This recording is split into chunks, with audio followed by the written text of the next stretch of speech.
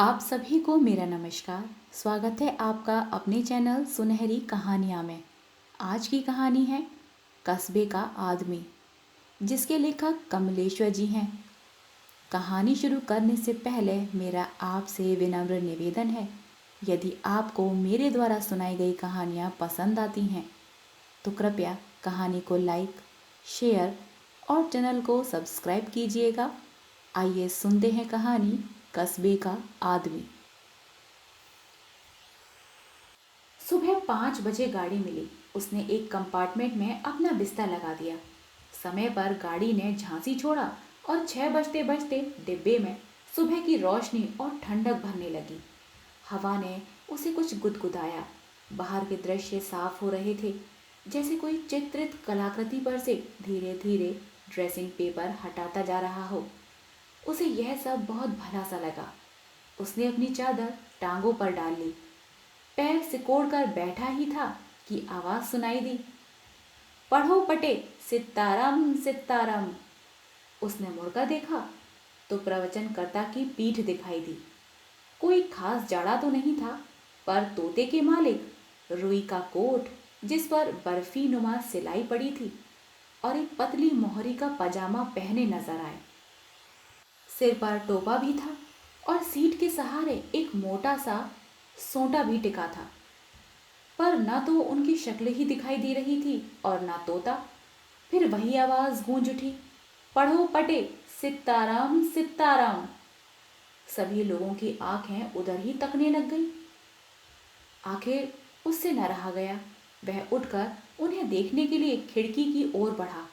वहां तोता भी था और उसका पिंजरा भी, और उसके हाथ में आटे की लोई भी, जिससे वह फुर्ती से गोलियां बनाते जा रहे थे और पक्षी को पुचकार पुचकार कर खिलाते जा रहे थे। पर तोता पूरा तोता चश्म ही था। उनकी बार बार की मिन्नत के बावजूद उसका कंठ नहीं फूटा। गोलियां तो वह निगलता जा रहा था, पर ईश्वर का नाम उसकी जबान से नहीं फूट रहा था। लौटते में एक नजर उसने उन पर और डाली तो लगा जैसे चेहरा पहचाना हुआ है। वह अपनी सीट पर आकर बैठ गया। दिमाग पर बहुत जोर डाला पर याद नहीं आया। तभी उन्होंने तोते की ओर दृष्टि हटाकर शिवराज की ओर देखा। अंगूठा और तर्जनी निरंतर एक रफ्तार से अब भी गोली को शक्ल प्रदान कर रहे थे। माथे पर लहरें डालते हुए और आंखों को गोल कर कुछ अजीब निरीह सा मुंह बनाकर वे शिवराज को संबोधित करते हुए बोले, शिब्बू शिवराज है ना तू? और अपना नाम उनके मुंह से सुनते ही उसे सब याद आ गया। ये तो छोटे महराज हैं। वे जाति के वैश्य थे, पर कर्म के कारण महराज पुकारे जाने लगे थे। म्यूनिसिपैलिटी की दुकानों के पास वाली इमली के नीचे बैठकर वे पानी पिलाया करते थे। कस्बे की सबसे रौनकदार जगह वही थी। वही कुएं पर छोटे अपनी टांगे तोड़े, जांघ पर धोती सरकाए, जनेऊ डाले, चुटकी लहराए, नंगे बदन टीन की टूटी कुर्सी पर जमे रहते। गांव वाले पानी पीकर एक आध पैसा उनके पैरों के बीच उसी कुर्सी पर रखकर चल देते। पैसा पाकर वह सामर्थ्य भर आशीर्वाद देते। जब एक कूल्हा दर्द करने लगता तो दूसरी तरफ जोर डालने के लिए थोड़ा सा कसमसाते, और इसमें अगर कहीं कुर्सी ने खाल दाब ली तो 3-4 मिनट लगातार कुर्सी को गालियां देते रहते। लगे हाथ ननकू हलवाई को भी कोसते, जिसने प्याऊ के लिए यह कुर्सी दी थी। तब छोटे महराज की उम्र कोई खास नहीं थी, यही 35-36 के करीब रही होगी। छोटे महराज के बाप दादा सोने चांदी का काम करते थे। काफी पुराना घर था, दुकान थी। पर जब बाप मरे तो छोटे की उम्र बहुत कम थी। माँ पहले ही स्वर्ग सिधार चुकी थी। बाप के मरने के बाद दूर के रिश्ते की एक चाची आकर सब देखभाल करने लगी। फिर बहुत बड़ी सी चोरी हुई और छोटे का घर तबाह हो गया। चाची को तीरथ की सूझी तो छोटे को साथ लेकर चल दी। खर्चे की जरूरत पड़ने पर एक मुख्तार से जब तक रुपए मंगवाती रहीं। छोटे साथ थे सो रसीद भेजते रहे। आखिर जब तीरथ से वापस आए तब 5-6 बरस मकान में और रहना हुआ। फिर मुख्तार ने मूल और ब्याज के बदले एक दिन मकान कुर्क करा दिया। गवाही में छोटे के हाथ की रसीदें पेश कर दी और औने पौने में मकान झाड़ लिया। तब से उनकी चाची ने जनाने और अस्पताल में नौकरी कर ली और छोटे बिस्किटों का एक ठेला लगाने लगे और घूम घूम कर बाजार की सड़कों पर चीखने लगे, 1 पैसे में 50, 50 बिस्किट इनाम, जितना लगाओगे उतना पाओगे।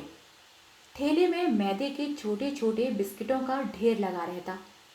एक कोने में एक बड़ी सी फिरकनी रखी रहती जिस पर नंबर के खाने बने रहते और उस पर एक सुई नाचती रहती। जब कोई पैसा लगाकर घुमाने वाला न मिलता तो खड़े खड़े स्वयं घुमाते रहते। जितना नंबर आता उतने बिस्किट गिनते और फिर ढेर में डालकर अनाज की तरह रोड़ते रहते। कभी करारे करारे 20-25 छांट लेते, सुई घुमाते, अंटी से 1 पैसा निकालकर पैसा रखने वाले फूल के कटोरे में झन्न से मारते और जितना नंबर आता उतने गिनकर बाकी ढेर के सुपुर्द कर जलपान कर लेते।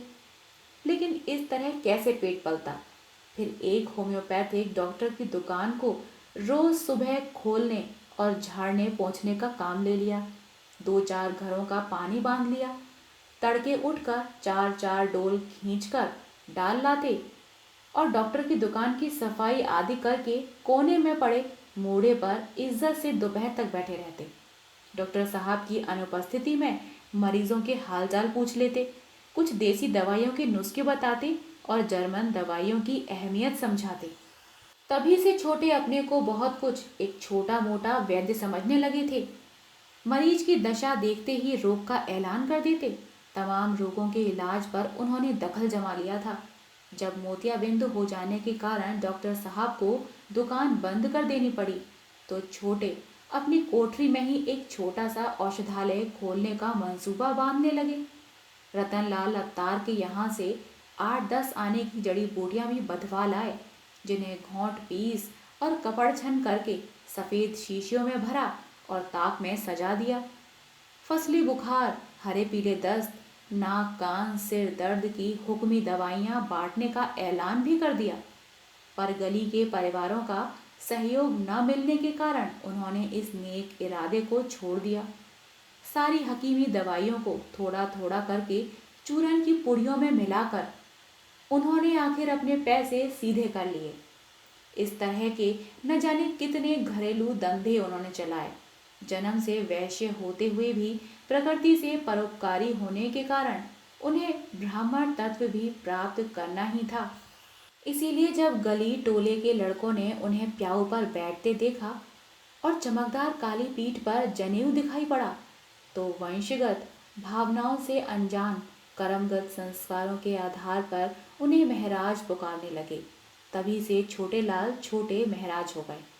जिस इमली के नीचे वह बैठते थे उस पर दैव की कृपा से महूक ने छत्ता धर लिया। तो एक दिन अंधियारे पाक में जाकर स्टेशन के पास से एक कंजर पकड़ लाए। छत्ता बटाई पर तय हो गया, पर छोटे महाराज शहद का क्या करते। चलते वक्त उसे कस दिया कि आधे दाम कल आ जाएं, पर महीना भर टल गया। झोंपड़ी पर तकादा करने पहुंचे। नगद पैसे तो नहीं मिले। अच्छी खासी डांट लगाकर पैसों के बदले में तोता छांट लिया। कंजर ने मिन्नत की कि तीनों तोते पेशगी दामों के हैं, इस बार जाएगा तो उनके लिए भी पकड़ लाएगा।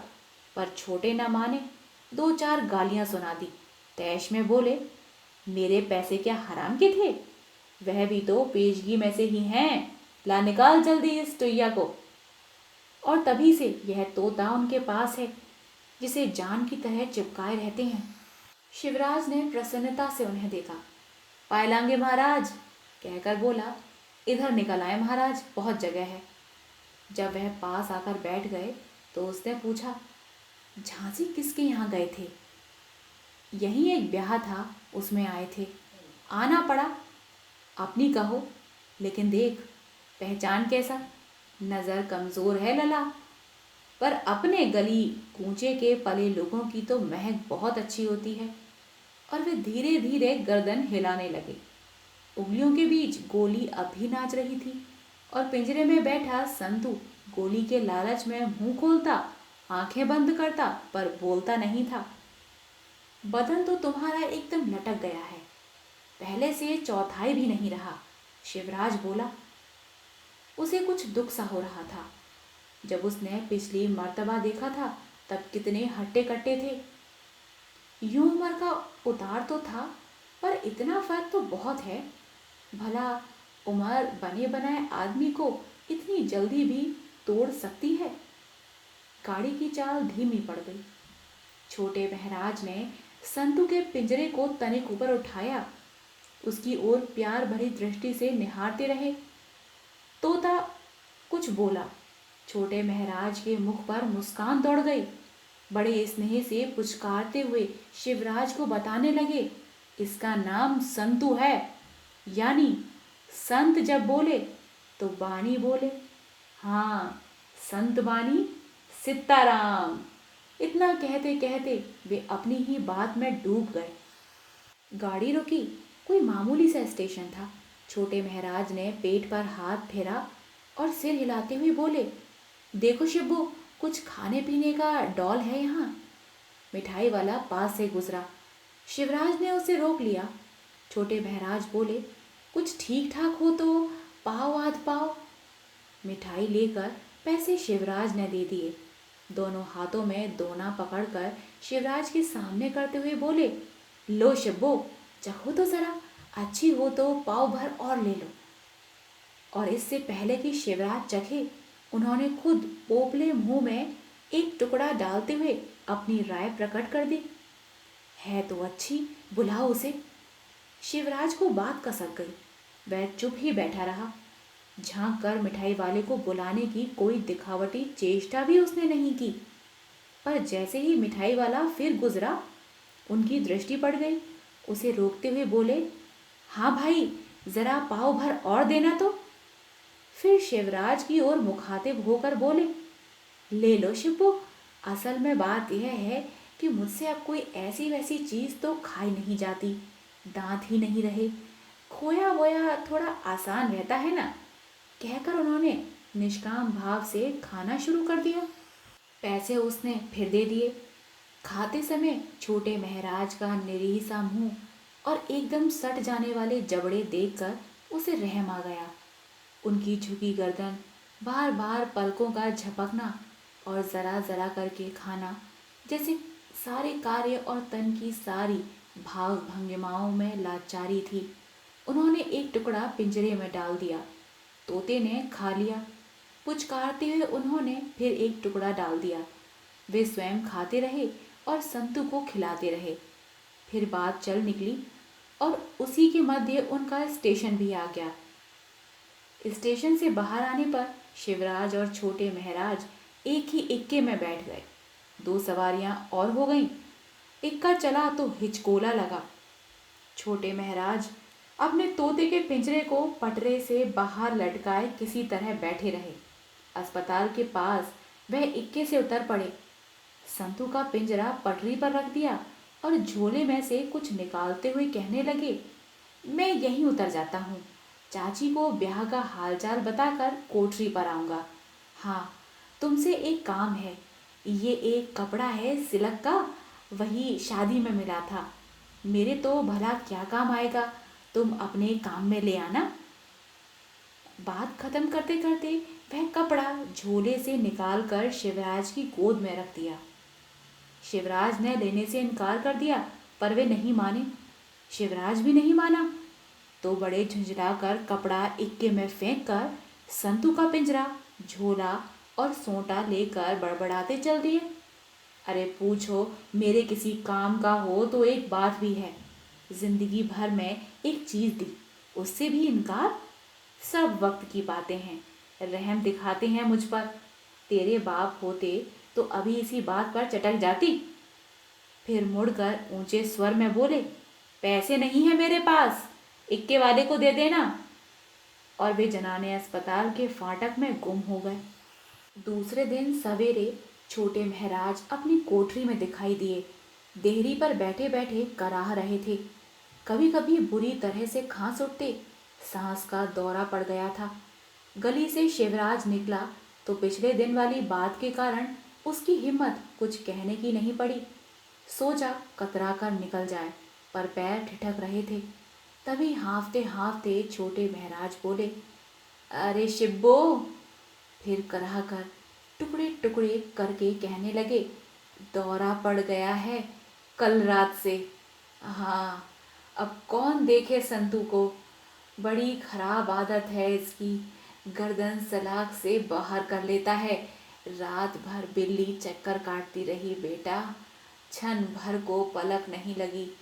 अपने होश हवास ठीक नहीं तो कौन रखवाली करे इसकी। अपने घर रख लो, बेफिक्र हो जाओ।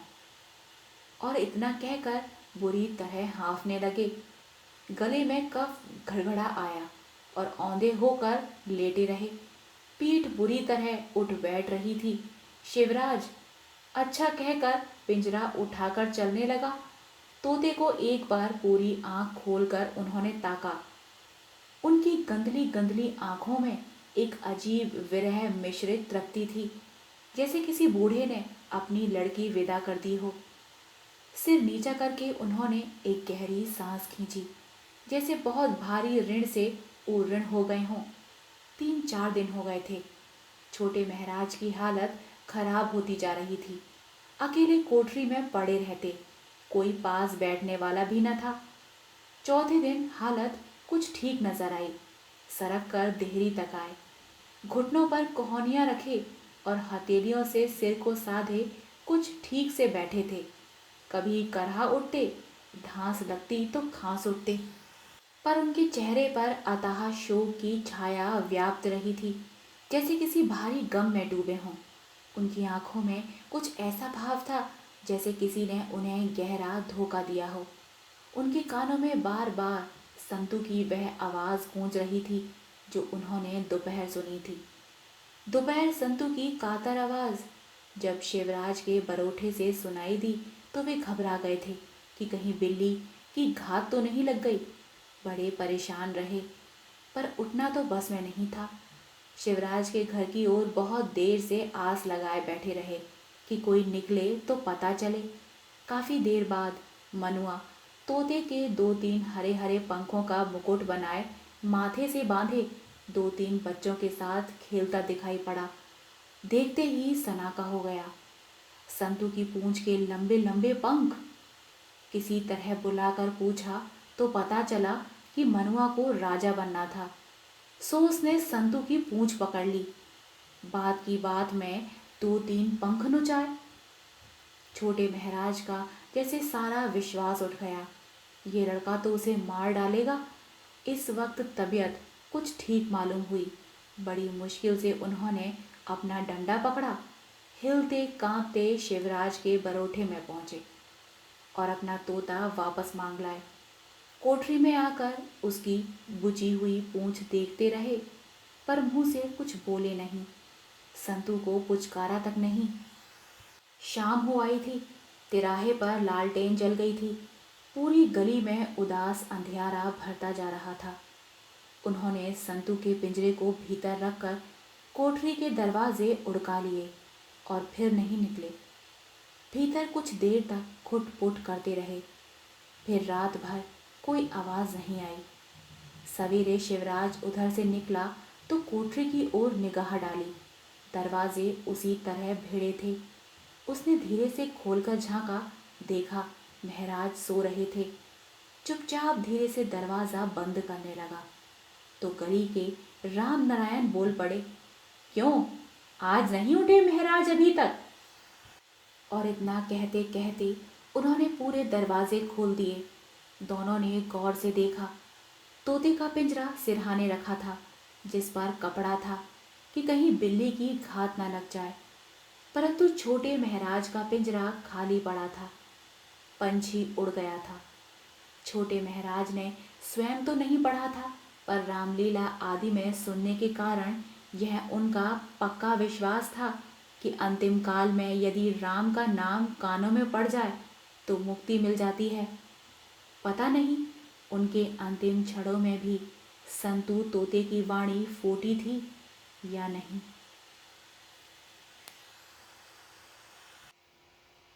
आप सुन रहे थे कहानी कस्बे का आदमी। आशा करती हूँ आपको यह कहानी पसंद आई हो। कहानी पसंद आई हो तो कृपया कहानी को लाइक, शेयर और चैनल को सब्सक्राइब कीजिएगा।